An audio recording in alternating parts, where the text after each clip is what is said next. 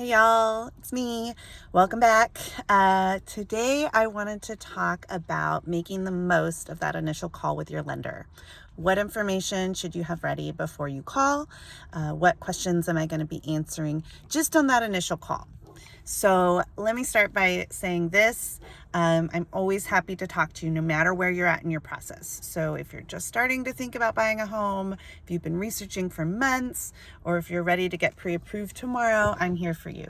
But having some key pieces of information on that first call will help you get much more useful guidance and will optimize your time, because I know you're all super busy people, and it'll save you from having to call back with information later.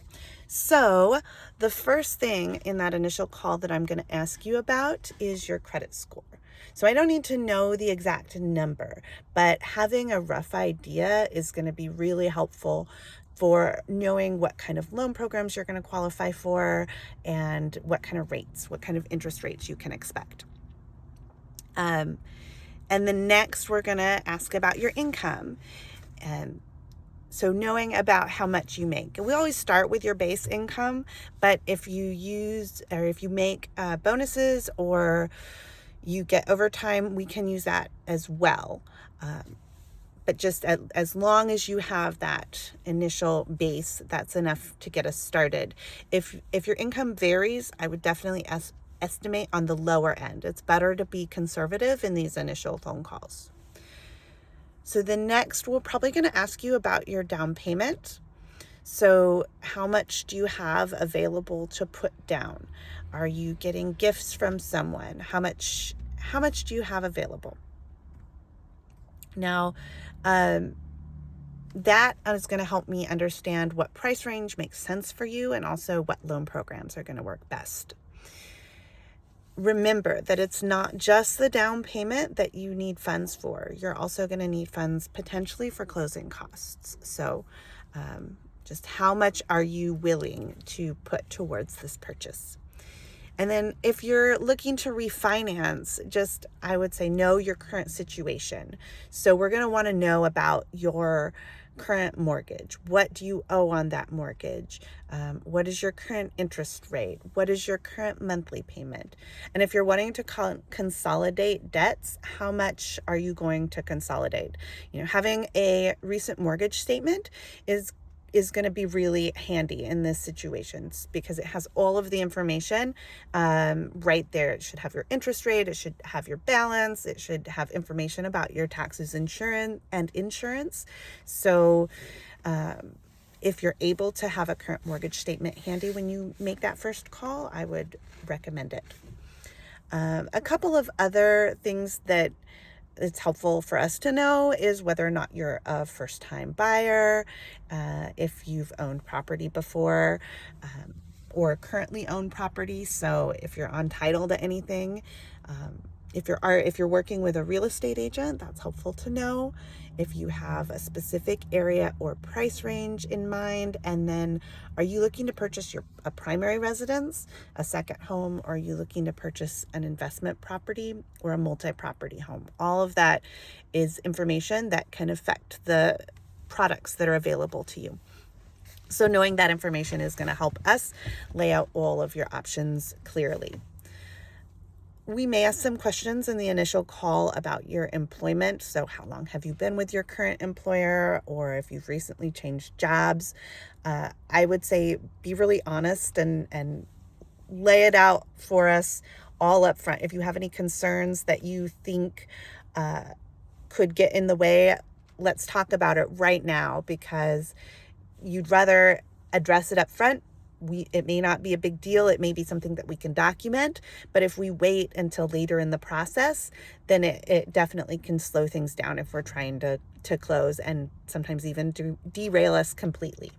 So don't stress about perfection. Don't stress about having the perfect information or all the exact numbers. The goal is just to understand your situation and your goals, and then for us to be able to give you a realistic picture of what's possible. In this initial call, we're talking rough numbers at this point. So it could all change once we get documented numbers and a full application, but at least it'll give you an idea of what's possible and help you decide if you're ready for an application and if you're ready to move forward. Even if you feel like you're not ready, sometimes that's the most valuable time to call, because then you can get ready. Now you know what you need to do, and you may be closer than you think. So before I wrap this video up, I did want to just include the top tips for the first call so you know what to expect. So tip number 1, have about 15 to 20 minutes available to talk without distractions. So I would say don't call while you're driving or, making dinner. If you're able to sit down and look at take notes or look at the information so that you are aware. Now, I'll also send you a follow-up email generally. So, because I'm going to throw a ton of information at you, but yeah, definitely call when you have some time to dig in.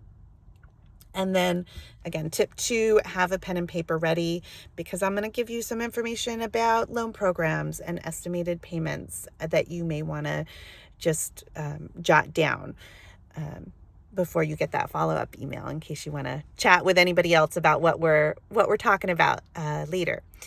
So then tip 3, just ask questions. Don't hesitate to ask questions. If I use a term that you don't understand, stop me and say, I don't know what you're talking about.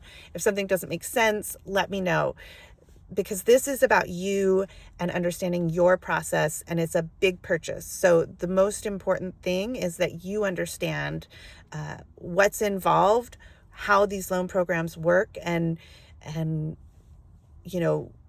that'll help you make the right decision for you.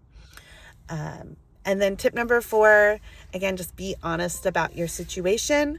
The more accurate information that I have, the better guidance I can give you, and we can address any information, any potential roadblocks. We can address those up front. We can prepare for them. An underwriter, if we've laid everything out in an easy way for them to understand, sometimes it's not an issue. But if there's something in the file that they find after the fact, that can create a red flag.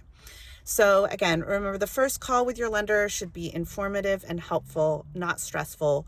We're here to educate you about options and help you make the best decision for your situation. Thank you so much. If this is helpful for you, please subscribe. I'll be posting more updates soon, and see you later.